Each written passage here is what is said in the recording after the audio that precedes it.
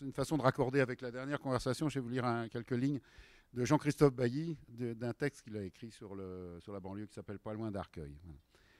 La banlieue, je me souviens, c'était de l'autre côté. On pouvait s'y rendre comme on voulait, en train, en voiture, en autobus, à pied même.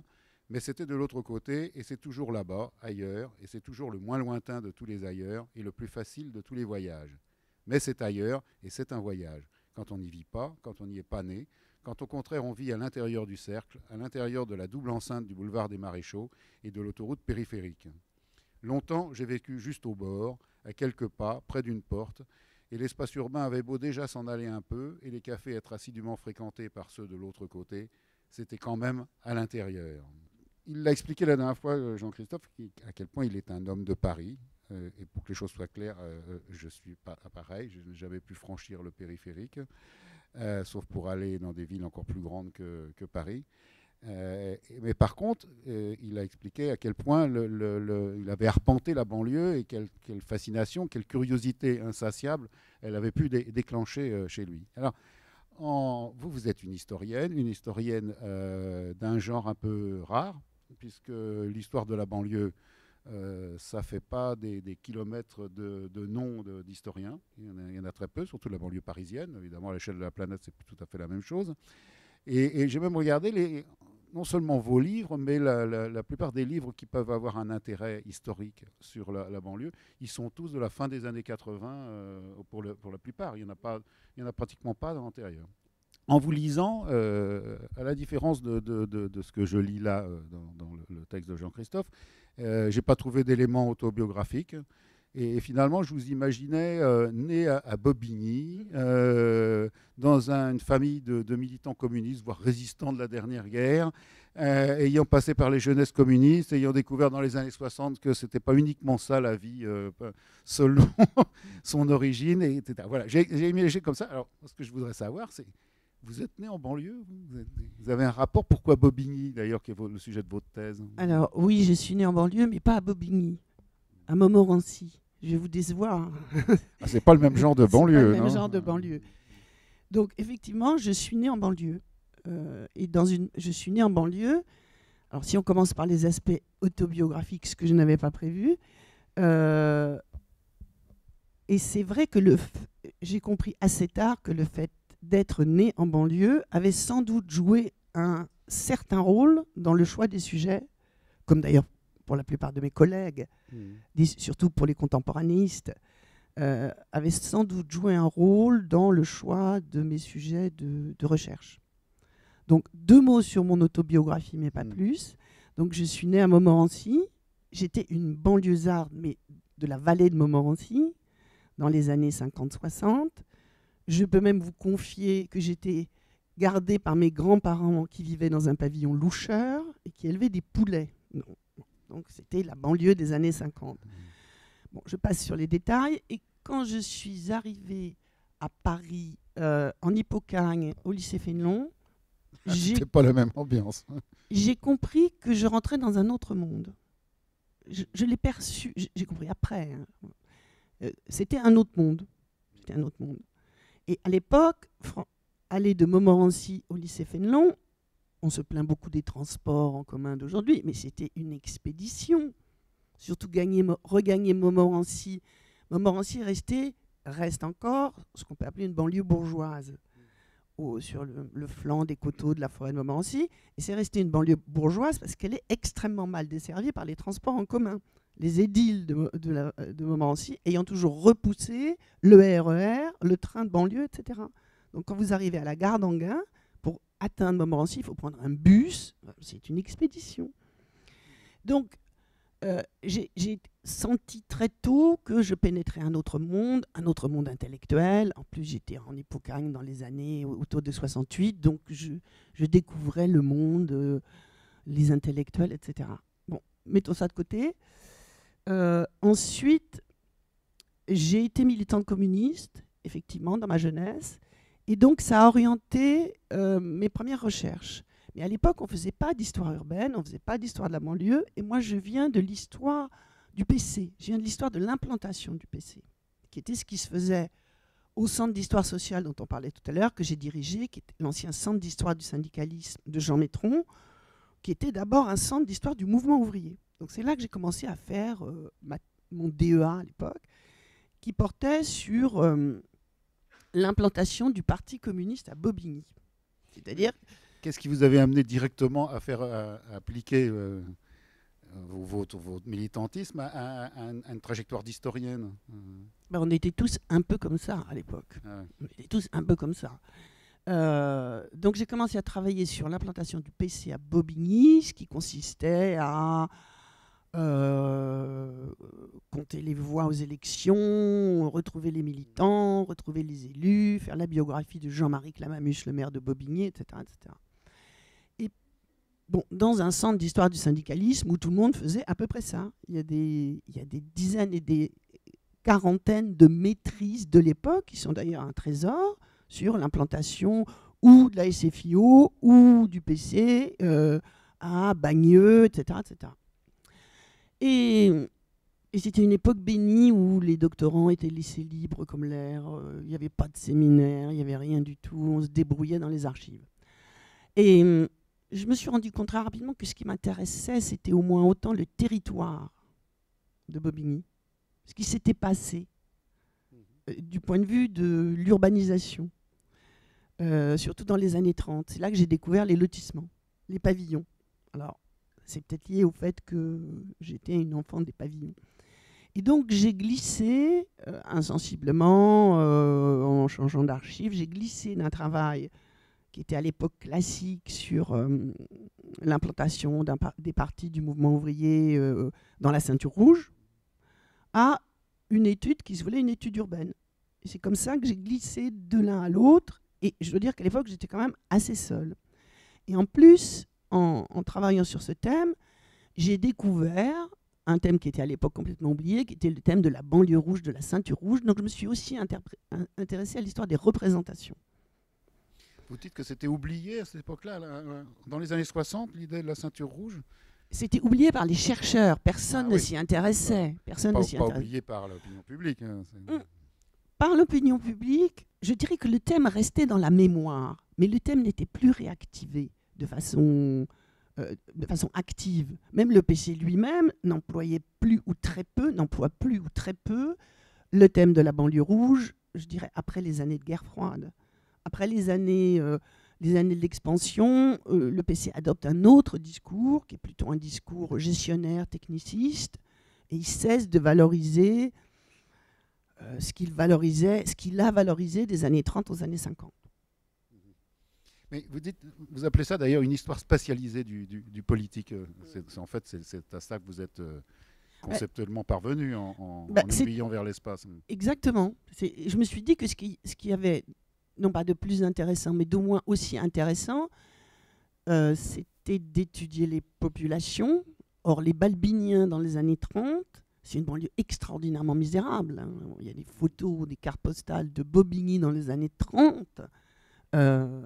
Et c'est là que j'ai découvert le phénomène des lotissements défectueux, c'est-à-dire cette vague de petits pavillons, de petites cabanes, une partie des classes populaires qui vivaient dans les taudis parisiens ou une partie de l'exode provincial qui venait s'installer en banlieue parisienne. Dans les années 20 et 30, il y a une terrible crise du logement. Ils construisent des baraques, des cabanes, des maisonnettes en banlieue, en achetant 400, 500 mètres carrés de terrain. Alors, il y a toute une législation qui va essayer de réguler le phénomène. Et moi, j'ai découvert ça dans les archives. Je ne connaissais pas le phénomène. Alors, il y avait eu un travail de géographe, il faut être honnête. Les géographes avaient travaillé là-dessus. Jean Bastier, dans sa thèse sur la croissance de la banlieue parisienne, avait travaillé là-dessus. Mais les historiens ne s'y étaient pas du tout intéressés. Il faut dire aussi que c'était une époque où on ne faisait pas d'histoire urbaine. Les historiens ne travaillaient pas sur les villes contemporaines. Ils avaient laissé ça aux sociologues, aux urbanistes, aux historiens de l'architecture, aux théoriciens de l'aménagement. On n'allait pas au-delà des années 30. Et encore. C'est lié aussi à un mouvement plus large qui fait que jusqu'aux années 60-70, l'histoire du contemporain a été quand même considérée avec une certaine défiance par mes collègues médiévistes ou modernistes. Donc, aussi le fait qu'à partir des années 80, on peut faire de l'histoire du contemporain.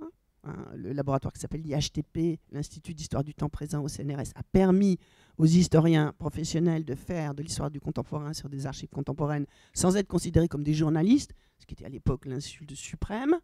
Donc il y a tout un mouvement qui dégage la possibilité de faire des thèses sur du contemporain.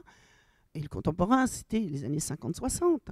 Déjà, à cette époque-là, il y avait quand même, justement, vous dites les sociologues qui avaient pris...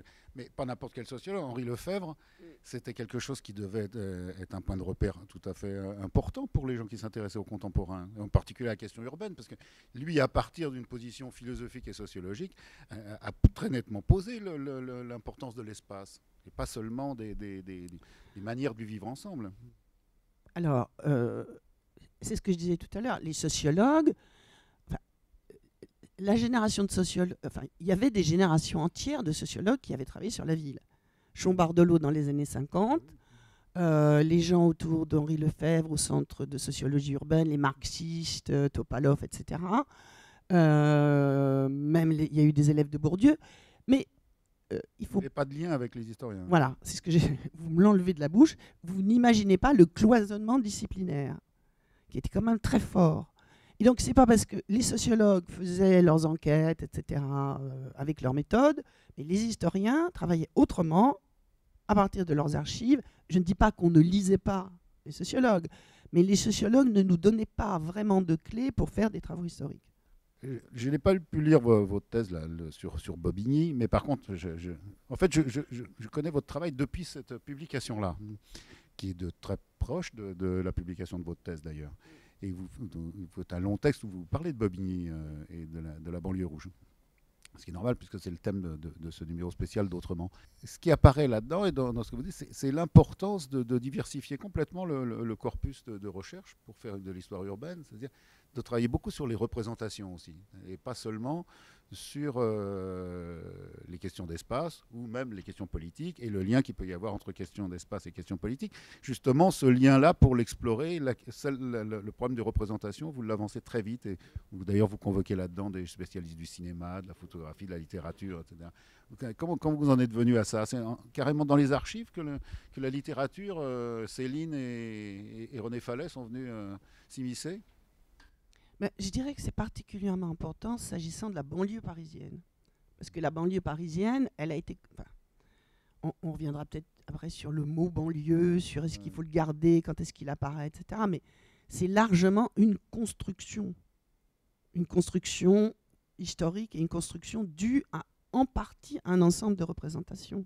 Le texte que vous avez cité pour commencer, le texte de Bailly, qui revient sur cette intramuros, extramuros, etc., vous ne trouvez la force de cette représentation de deux mondes séparés qu'en banlieue parisienne. Ça n'existe nulle part ailleurs. Peut-être à Lyon, et encore, à Lyon où il y a la ville bourgeoise catholique et les plateaux avec les grands ensembles, Vénissieux, Vaux-en-Velin, etc. Mais la force n'est pas aussi... Donc, ça existe dans d'autres pays, non? Non. Beaucoup moins. D'ailleurs, dans la plupart des autres pays, le mot banlieue renvoie à des réalités complètement différentes. Dans tous les pays anglo-saxons, le mot suburbs renvoie aux banlieues blanches, WASP, plus ou moins aisées, ou classe moyenne noire, qui ont réussi à sortir à l'extérieur. On parlait de Johannesburg tout à l'heure. Johannesburg, j'ai visité les banlieues de Johannesburg en y allant.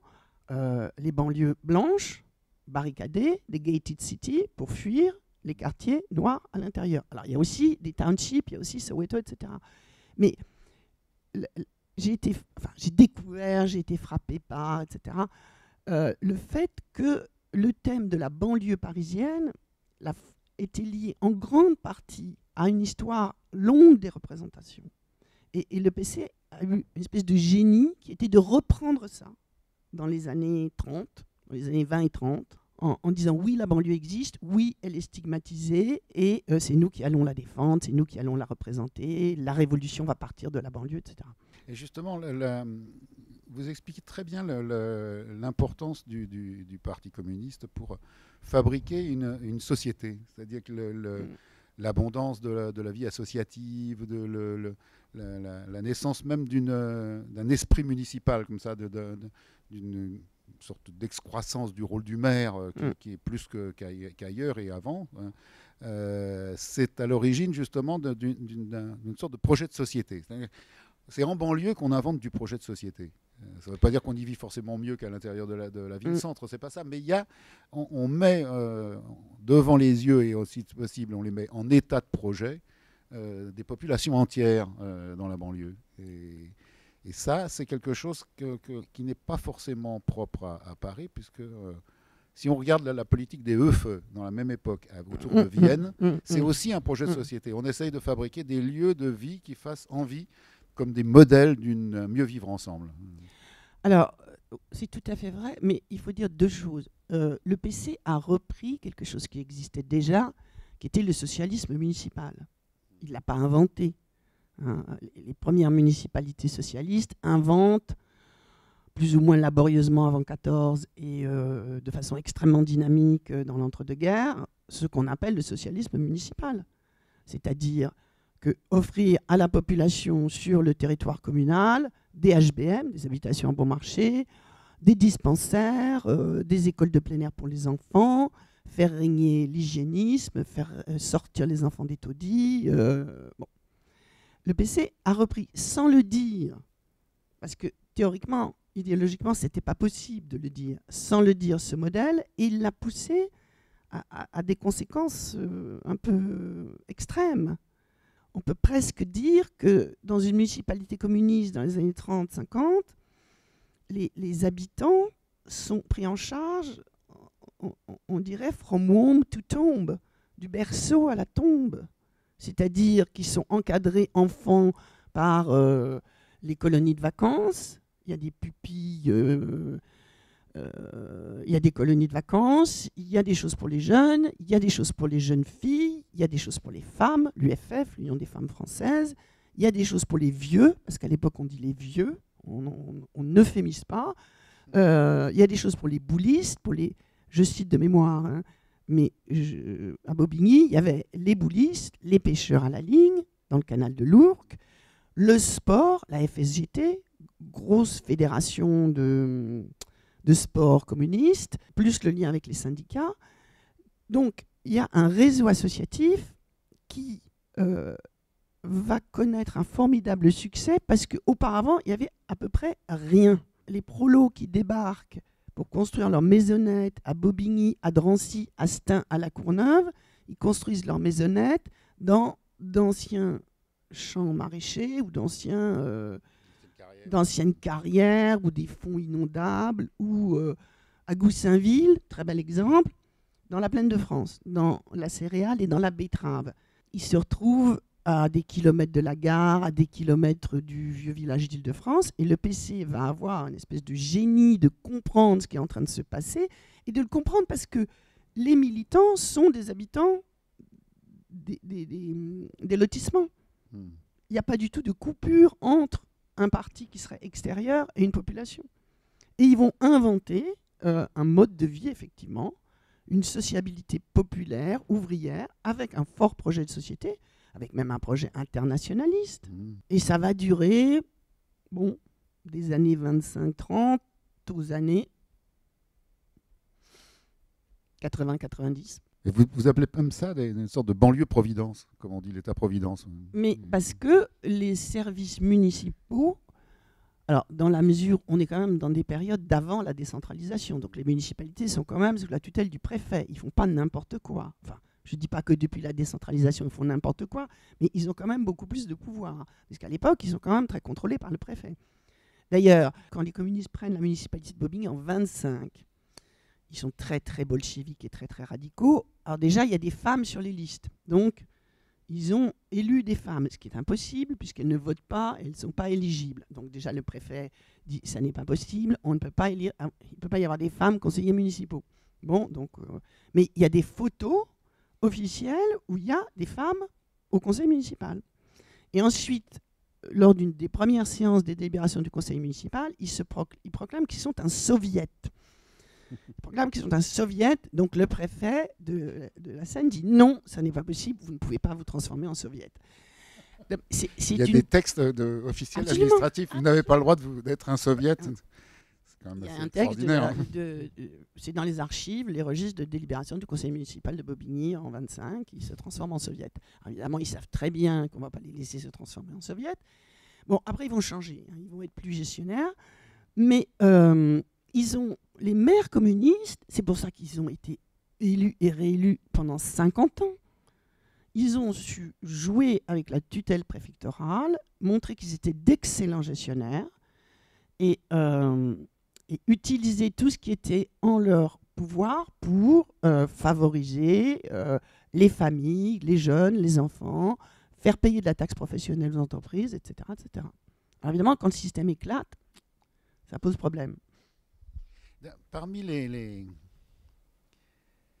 moyens dont se sont dotés les municipalités de banlieue, est-ce qu'il n'y a pas une opposition qui s'est faite entre le monde des pavillons, d'où ils sortent, et le monde des immeubles collectifs, etc. Quand on voit, comme dans les images qui passaient tout à l'heure, la cité Gagarine ou la cité Maurice Thorez, pour rester dans la même commune, à Ivry, on voit que ce qui a été promu par les municipalités de la ceinture, de la banlieue, c'est un mode de vie collectif qui laissera entendre que le pavillon, c'est plutôt l'avenir des petits bourgeois que celui d'une société qui rêve de lendemain qui chante. Non, alors ça, c'est une idée fausse. C'est une question que je pose. Non, oui, non, mais c'est une idée fausse qui a été avancée par certains sociologues disant le pavillon, c'est l'univers des classes moyennes, c'est l'univers petit bourgeois, ça me suffit, c'est le repli sur soi, etc. Dans la période dont je parle, c'est-à-dire le 1er 20e siècle, c'est pas ça du tout. Et d'ailleurs, les petits pavillonnaires en question, ils votent communistes. Les municipalités qui basculent massivement, qui deviennent communistes, ou socialistes d'ailleurs, les socialistes ont joué la même carte. En 1935, au municipal de 1935, alors il y a certes le contexte du Front populaire, mais ils votent communistes parce que les communistes s'occupent de l'aménagement de leur quartier de pavillon. Il n'y a eu aucun rejet à cette époque par le PC des pavillonnaires. Les pavillonnaires étaient de petits prolétaires exploités par des aigrefins qui leur avaient vendu des terrains non aménagés, et le PC les a soutenus massivement jusqu'aux années 50. Goussainville, qui est un magnifique exemple, Goussainville, vous verrez vivre en harmonie des pavillonnaires qui votent communistes et des habitants des grands ensembles qui votent communistes, jusqu'aux années 70-80. Est-ce qu'il n'y a pas eu une bascule à un moment donné? La question qu'on peut se poser, c'est, d'ailleurs, ce n'est pas propre à l'action du Parti communiste, mais c'est une sorte de mélange étroit entre une idée comme ça d'une autre façon de vivre avec une autre architecture. C'est-à-dire que tout le mouvement moderne, d'un seul coup, est devenu le décor et même le moyen technique de faire advenir une société d'un genre nouveau. Il y a pas cette illusion à un moment donné? Sans doute. Mais plutôt à partir des années 50. Bon, alors il y a bien des habitations bon marché à Ivry, à Vitry, mais il y en a surtout dans les municipalités socialistes. Les grands constructeurs de HBM dans l'entre-deux-guerres, c'est les socialistes. Mais par ailleurs, le PC ne voit pas de contradiction du tout à prôner la construction des grands ensembles sur les territoires qu'il contrôle au milieu de tissus pavillonnaires. Ça ne les gêne pas du tout. Ils sont très pragmatiques. Puisque de toute façon, d'un point de vue théorique, ils pensent que ils en sont à peu près restés à Engels. La question du logement, la crise du logement, ne sera résolue que quand le système capitaliste sera aboli. Donc, à partir du moment où vous croyez ça, loger les familles ouvrières et les familles des classes populaires dans du pavillonnaire ou dans du grand collectif, parce que pour résoudre la crise du logement des années 50, ça va beaucoup plus vite et on construit beaucoup mieux. Enfin, on reloge plus vite les mal logés en construisant du grand collectif, pourquoi pas? Il n'y a pas d'idéologie anti-pavillonnaire dans les textes du PC. C'est chez les sociologues j'allais dire de salon. Oui, les sociologues de salon qui n'ont jamais mis le pied dans un lotissement défectueux.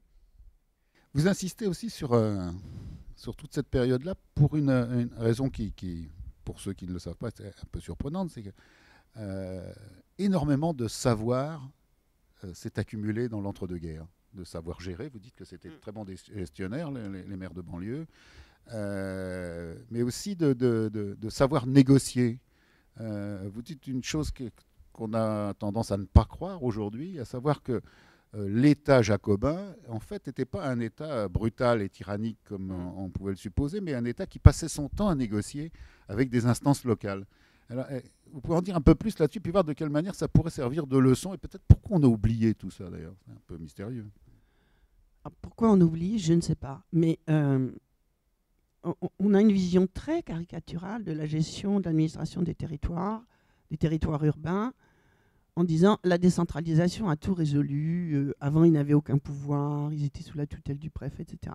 Quand on regarde d'un peu près, c'est absolument faux. Dès les années, mais même avant la guerre de 14, les maires de banlieue qui se regroupent en associations, il y a un journal qui s'appelle l'Écho des banlieues, etc.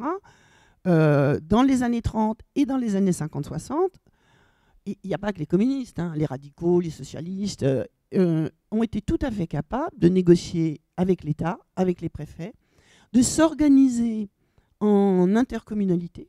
On croit que l'interco date de, je sais pas, la loi Chevènement, mais il y a des premières, il y a une première intercommunalité qui s'appelle les CIVUS, syndicats d'intérêt urbain, à la fin du 19e siècle, plus les CIVOM après, dans les années 50. Donc il y a déjà des intercommunalités. Ça, c'est mon collègue Bélanger qui a étudié ça.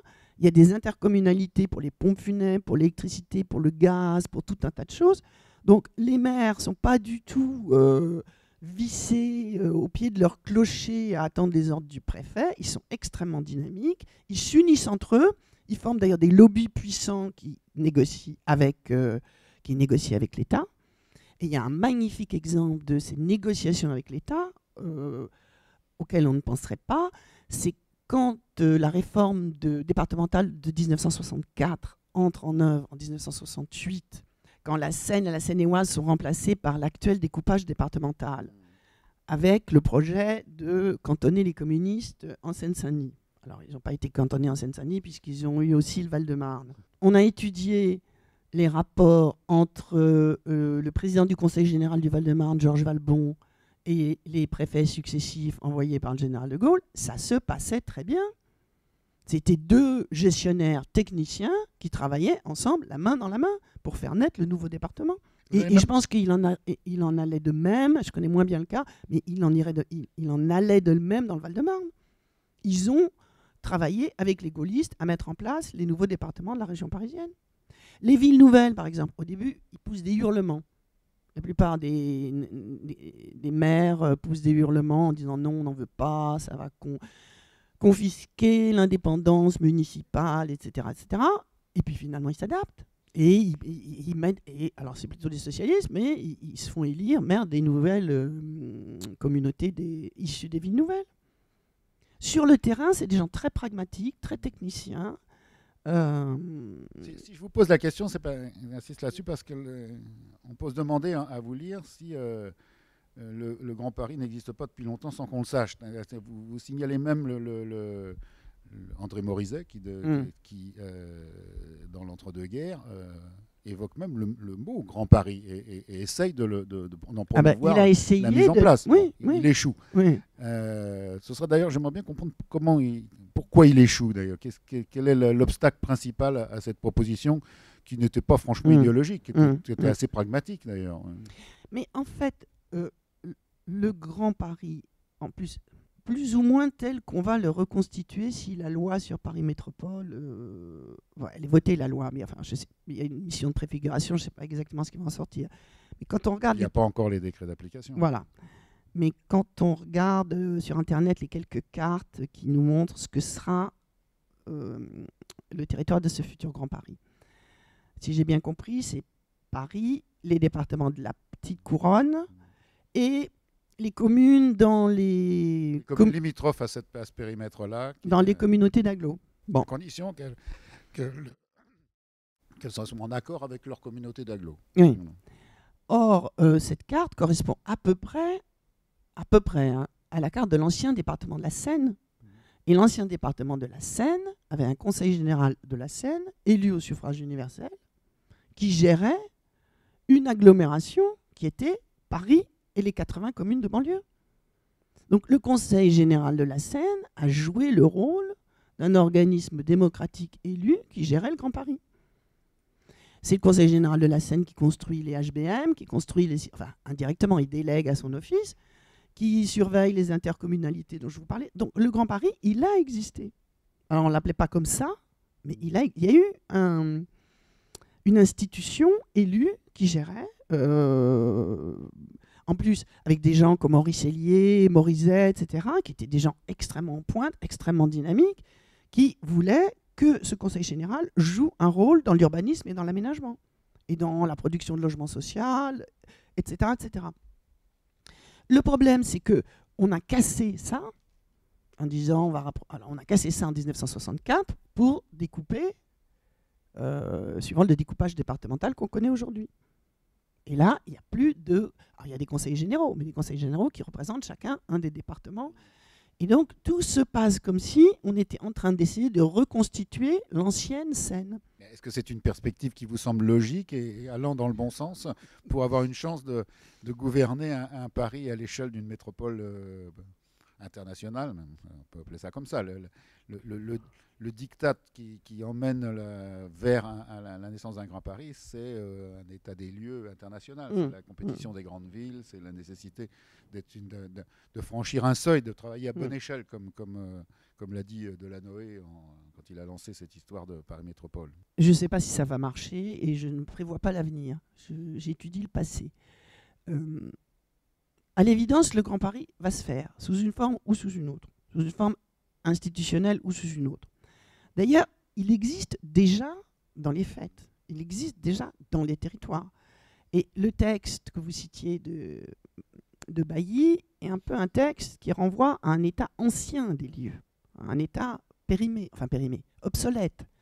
Parce que pour les investisseurs privés, pour les sièges des grandes banques, pour l'ensemble des, je n'ose pas dire les forces vives de la nation, parce que c'est un vocabulaire un peu ringard, mais bon, le Grand Paris, il est déjà entré dans les faits.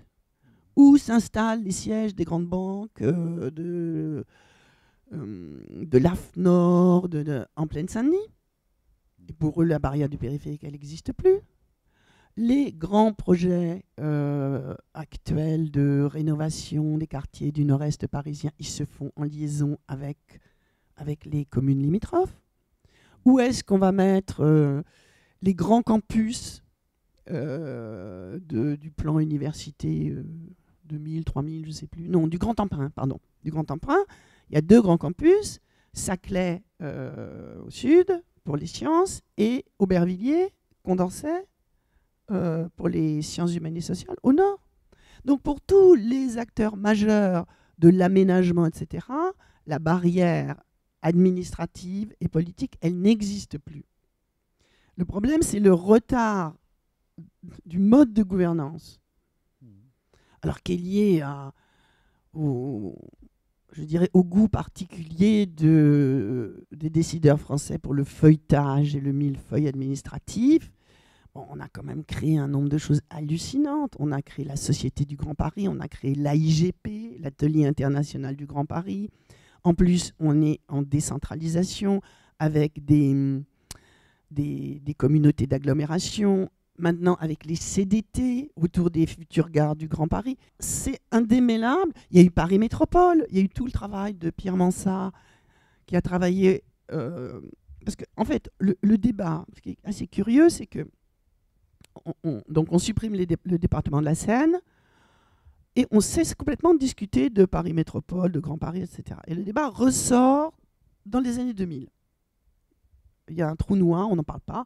Le débat ressort dans les années 2000, quand Delanoë nomme un adjoint qui s'appelle Pierre Mansart, qui a un titre bizarre. Il est chargé des relations avec les collectivités territoriales d'Île-de-France. C'est quasiment un euphémisme. Voilà, c'est pour dire on va essayer de bouger au niveau du Grand Paris.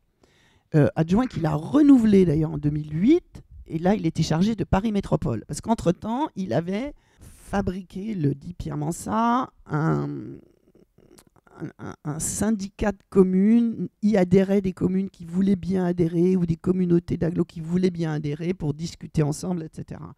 Lui était pour, je dirais, une approche par le bas, démocratique et d'initiative, non pas populaire, mais partant de l'initiative des élus locaux. C'est lui qui a lancé le débat, qui a créé ce qu'il appelle lui-même la scène métropolitaine. Le problème, c'est qu'il n'a pas débouché sur une véritable solution de gouvernance. Et donc, je dirais que ce sont des ouvriers de la 11e heure qui sont arrivés par derrière et qui, au Parlement, un certain nombre de députés socialistes qu'on n'avait absolument pas vu venir et qui ne s'étaient jamais intéressés au Grand Paris, ont voté la loi sur Paris Métropole, qui va probablement être la solution finale à cette affaire. Mais c'est un problème de complexité de la gestion de l'État français post-décentralisation. Dans les faits, le Grand Paris, il existe déjà. Dans les faits, je veux dire, l'urbanisation, la décision des grands investisseurs. Vous emmenez un étudiant, moi j'ai des étudiants étrangers, vous les emmenez visiter la basilique de Saint-Denis ou les cités jardins de je ne sais où, ils ont l'impression qu'ils sont dans Paris.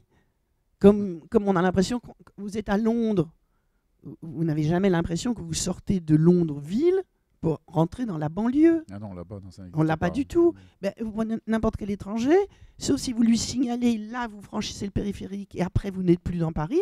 Pour lui, c'est une même et unique métropole. Elle existe déjà. Mais ça me fait revenir à cette histoire des représentations. Comme quoi les représentations seraient plus fortes que la réalité et qu'on n'arrivera jamais à se séparer des barrières. Alors, jamais, il ne faut jamais dire jamais, Oui, surtout en histoire. Mais c'est vrai que les représentations ont un poids extraordinaire. Je l'ai vérifié. J'ai travaillé pour Pierre Mansart. Il nous avait demandé avec une autre historienne, vous verrez tout de suite l'intérêt politique de cette célébration, de célébrer l'anniversaire de l'annexion par Paris des communes suburbaines par Haussmann en 1860.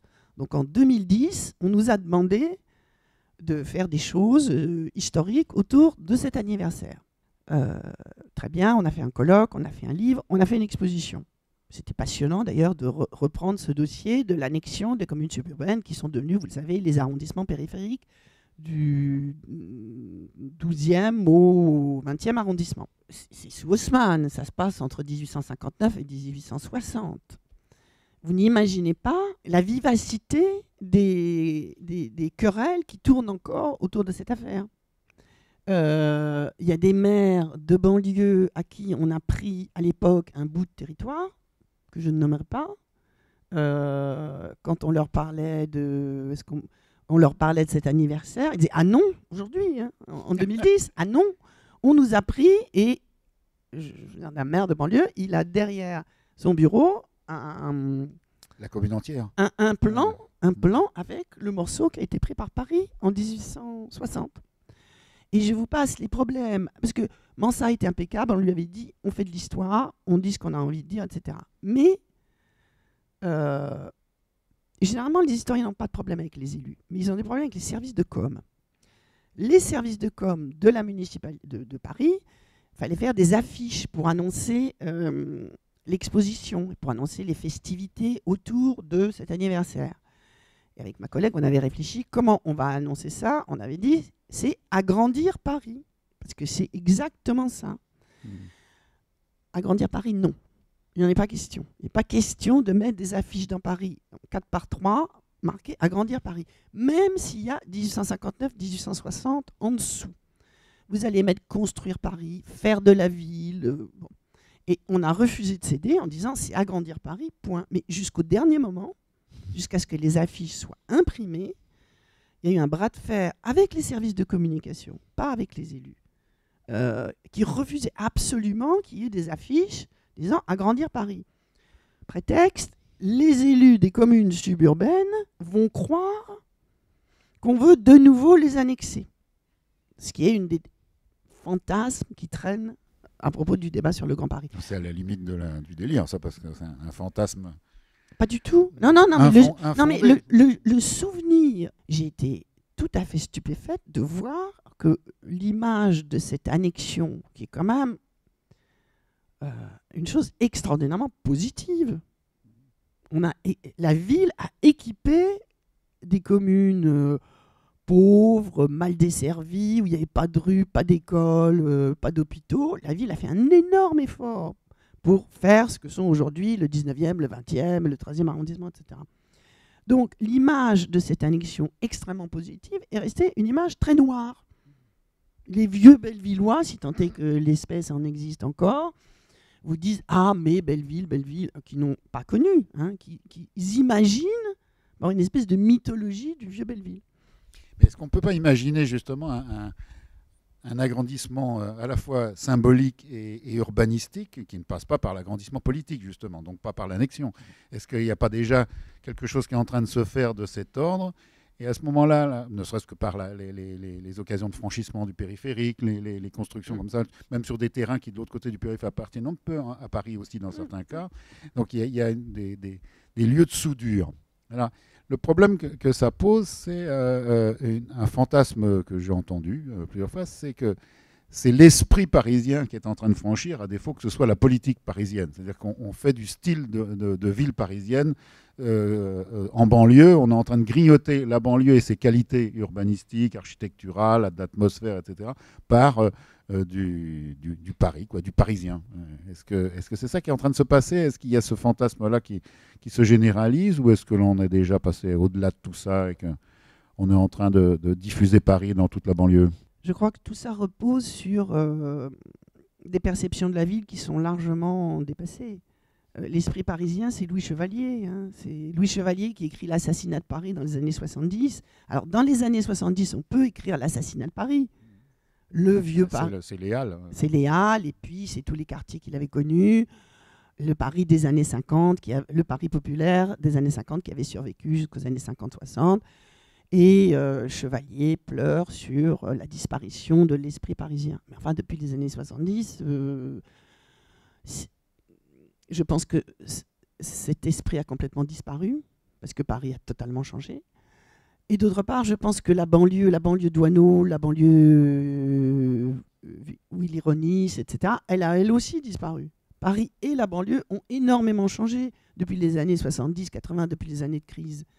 Et ont changé... Bon, les différences me paraissent être en train de s'atténuer, sauf peut-être dans l'hypercentre de Paris. Donc je crois que cette opposition, l'annexion est impossible, politiquement, techniquement, totalement impossible. Il faut trouver un mode de gouvernance, il faut trouver quand même un patron ou une patronne d'ailleurs, appuyé sur un conseil plus ou moins élu, plus ou moins démocratique pour gérer tout ça. Vous pensez aux avantages d'avoir des tyrannies éclairées à la Frédéric II pour régler ce genre de problème? Non, je n'irai pas jusque-là. Mais vu la complexité du problème, il faudra bien prendre des décisions, j'ose pas dire un peu autoritaires, mais un peu qui tranchent. Et qu'on ne laisse pas subsister 3, 4, 5 instances qui prennent des décisions qui sont parfois contradictoires sur un même territoire. Revenir sur la question culturelle comme ça de la banlieue, tout ce qui survit, la pérennité des mythes au-delà des transformations de la réalité. Est-ce que les stéréotypes continuent, ou est-ce qu'ils sont en train de changer? Est-ce qu'il y a une littérature, une cinématographie, etc., qui est en train de bouleverser les images, on va dire, négatives de la banlieue, ou les images négatives de Paris lui-même, en tout cas les images négatives de la relation entre Paris et banlieue? Est-ce que quelque chose bouge actuellement, ou est-ce qu'on est encore dans les mêmes caricatures? Les représentations, c'est ce qui bouge le plus lentement. C'est pas moi qui l'ai dit, c'est Braudel. Et les représentations, c'est très lent, c'est visqueux, hein, ça dure des siècles. Donc les fortifications, elles vont rester des siècles dans les têtes. Quand j'ai dit à mes collègues de la Sorbonne, on va se transférer à Aubervilliers dans le campus Condorcet, les 3/4 d'entre eux, qui sont des intellectuels éclairés, sont tombés de leur chaise en disant quitter le quartier latin pour aller à Aubervilliers. Mais bon, d'ailleurs, ils ont cru que je plaisantais, que le ministère plaisantait, et qu'on allait et je ne parle pas de mes collègues de l'EHESS du boulevard Raspail, quand on leur a dit qu'on allait les envoyer à Aubervilliers, Condorcet. Bon. Seuls les plus jeunes d'entre eux ont vaguement compris qu'il y avait un intérêt à créer un campus tout neuf. Mais, ceux de ma génération sont entrés immédiatement en résistance. Ils se sont barricadés dans leur placard à balai. Ils ont tous comme bureau un placard à balai dans la Sorbonne. Mais on ne quitte pas la Sorbonne pour Aubervilliers. Il y a pire, il y a plus caricatural que ça. Vous vous souvenez de l'université de Vincennes, hein, Paris 8, mais Vincennes, c'était quand même le nowhere. C'était en plein bois. Mais c'était quand même la commune de Paris, la municipalité. Et donc le passage à Saint-Denis, qui était plus branché comme ça sur la ville, etc., ça a été vécu comme un exil. Alors que Vincennes l'était de fait encore plus que Saint-Denis. Alors, pour répondre à votre question, sur le plan culturel, ce que je trouve très intéressant, c'est la naissance en France, je crois, d'un genre banlieue dans le cinéma, qui apparaît dans les années 80, avec des réalisateurs souvent beurre, associatifs, qui partent de petits films associatifs et puis qui réussissent à faire des longs métrages de... Pas seulement, Mehdi Charef, c'est pas associatif, par exemple. Non, mais je pensais aux gens qui ont démarré à Goussainville. Donc, il y a une représentation très active, très dynamique, avec beaucoup de productions de tous ordres sur la banlieue. Chaque année, il y a 2-3 films sur la banlieue. C'est devenu un genre cinématographique, c'est une sorte de western urbain, avec des codes, etc. Il y a sans doute toute une culture différente, le rap, les tags, etc., que je connais mal, mais elle, pour une part, elle reprend les codes culturels antérieurs. D'ailleurs, ils le disent eux-mêmes. Je ne sais plus si c'est Mehdi Charef qui disait quand j'ai découvert La Belle Équipe ou j'ai découvert Gabin en prolo dans La Belle Équipe. C'est effectivement Mehdi Charef. Je me sentais le descendant, le fils de ces prolos des années 30. Et nous, on allait montrer ce que c'était devenu. Donc, il y a une continuité dans la représentation des classes populaires, pour aller vite. Parce que c'est vrai que les classes populaires, elles sont quand même aujourd'hui plutôt en banlieue, même si elles restent encore pour une part dans les arrondissements annexés, périphériques. Mais puisqu'on a commencé avec Bobigny, on va peut-être conclure avec Bobigny là. Il y a eu la MC 93, la Maison de la Culture à Bobigny. Quel bilan on peut tirer de toute cette tentative, alors là qui était une tentative gaulliste, c'est Malraux, hein, d'envoyer des maisons de créer des maisons de la culture dans toute la périphérie parisienne, et bien sûr avec la complicité générale de Jean Vilar, de tout le monde justement de la culture communiste. C'était d'ailleurs une des raisons pour lesquelles même un Parisien comme moi dans les années 60 sortait de Paris, c'était pour aller voir ce que faisait Gabriel Garand à Aubervilliers, enfin des gens comme ça. Il y avait Nanterre aussi, puisqu'on est à Nanterre. Aussi, ou Vitesse ailleurs, etc. Presque toute la culture du spectacle vivant est née en banlieue. Grâce à ces équipements. Qu'est-ce que ça a changé? Quelque chose ou pas? On n'a pas l'impression. Ce sont des sanctuaires d'avant-garde. La Maison de la Culture 93, elle a créé un des festivals de théâtre d'avant-garde les plus importants en France, etc. Mais on ne voit pas bien le lien avec le territoire. Je crains qu'il ne soit un peu faible, le lien avec le territoire.